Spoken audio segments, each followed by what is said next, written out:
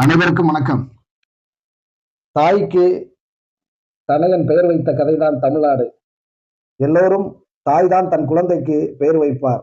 ஆனால் தமிழ்நாட்டில் சென்னை மாகாணத்தில் தமிழக மண்ணில் நடந்த விசித்திரம். தனயன் தாய்க்கு பெயர் வைத்தான். தாய் தமிழ்நாட்டுக்கு தமிழ்நாடு என்று பெயர் சூட்டியது பேரறிஞர் அண்ணா.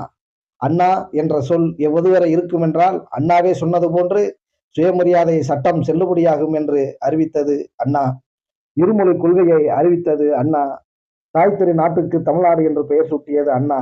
இந்த மூன்றும் இருக்கும் வரை இதை மூன்றும் மாற்றக்கூடாது என்ற அச்சம் ஆட்சியாளர்களுக்கு இருக்கும் வரை அண்ணாதான் இந்த மண்ணை ஆளுகிறான் என்று அண்ணாவே வாக்குறுதி கொடுத்தது போல் இன்றைக்கு வந்த பராசக்தி முதல் நாளை வரும் அத்தனை சக்திகளுக்கும் அச்சுறுத்தலாக அறிஞர் அண்ணா இருப்பார்.